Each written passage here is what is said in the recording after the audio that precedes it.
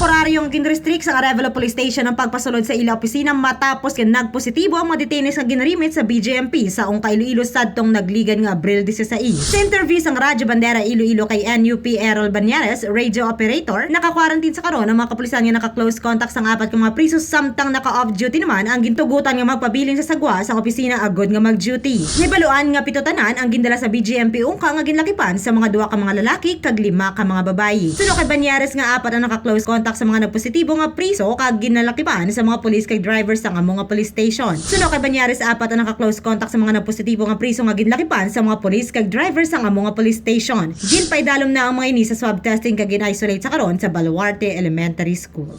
Mga balita gikan diri sa probinsya kag syudad sang Iloilo ini sa kabanderang Victoria kasala ng kabandera sa matuod nga serbisyo publiko kag kalingawan sa Iloilo. Radyo Bandera.